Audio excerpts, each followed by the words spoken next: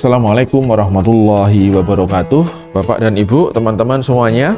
Ya, semangat lagi ya kita semuanya dengan materi tafsir pajak kita.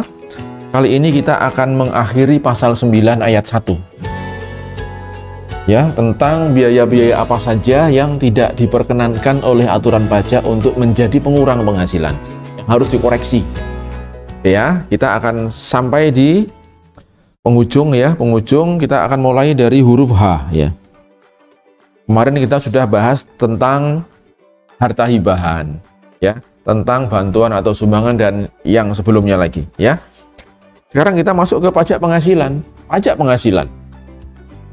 Kenapa ini nggak boleh jadi biaya? Nah, prinsipnya adalah pajak penghasilan itu merupakan penggunaan dari laba. Ya, coba kalau kita lihat ya struktur laporan laba rugi kita. Di sini ada ya, ini laporan laba rugi ya, penjualan. Ya kan? Lalu ada HPP di situ. Misalkan penjualan 100M, HPP-nya 90M. Laba kotor ya, misalnya 10M. Beban biaya-biaya operasional, marketing, administrasi umum misalnya 8M. Muncullah laba bersih 2M. Laba versi akuntansi ya. Katakanlah ini sudah sama dengan versinya pajak, maka ketemulah di sini pajak penghasilan. Misalnya berapa nih? 500 misalnya ya. 25% gitu ya. Maka laba setelah pajaknya adalah 1,5. Nah, yang mau kita bahas di sini adalah ini nih. Kenapa pajak penghasilan tidak bisa dibebankan sebagai biaya? Karena pada prinsipnya pajak penghasilan itu diambilnya dari laba. Padahal pajak dihitung dari laba, ya kan? Pajak dihitung dari laba, maka pajak penghasilan ini tidak boleh mengurangi laba dulu sebelum dipajaki.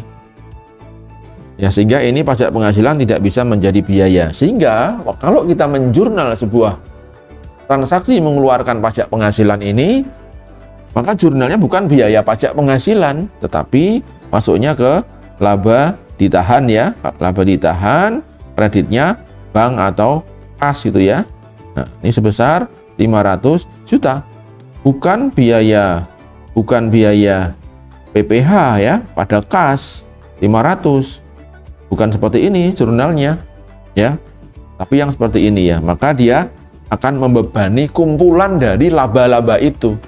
Tidak membentuk biaya sendiri. Maka prinsip akuntansi dengan pajak sama di sini ya, sama-sama pajak penghasilan itu bukan merupakan bagian dari biaya ya, bukan bagian dari beban. Oke ya, ini pajak penghasilan. Berikutnya ya, huruf I. Huruf I tidak boleh jadi biaya lagi adalah biaya yang dibebankan atau dikeluarkan untuk kepentingan pribadi wajib pajak atau orang yang menjadi tanggungannya.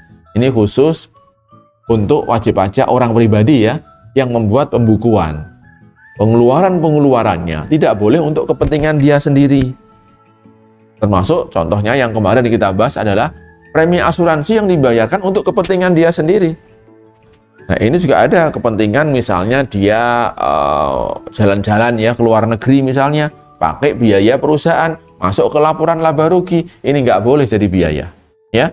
Walaupun di akuntansinya dicatat, bukti-buktinya lengkap, tapi secara pajak ini tidak bisa diakui. Termasuk untuk kepentingan mereka, orang-orang yang ditanggung, ya penanggungnya. Apa namanya yang ditanggungnya, tanggungannya. Nah, anaknya, istrinya, ini nggak boleh jadi biaya. Orang tuanya, ini nggak boleh jadi biaya.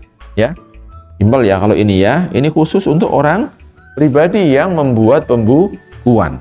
Ya, nah. Yang terakhir di sini adalah tidak bisa diakui sebagai biaya adalah sanksi administrasi berupa apa? Bunga, denda, kenaikan, serta sanksi pidana, hukuman pidana yang berupa uang ya, denda 1 kali pajak terutang, denda 2 kali pajak terutang, denda 4 kali pajak terutang ya.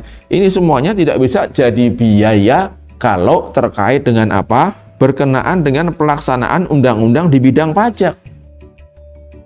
Ini yang kadang-kadang masih salah dipahami oleh beberapa teman-teman kita, baik konsultan, termasuk ada teman-teman di kantor pajak pun masih melakukan koreksi nih.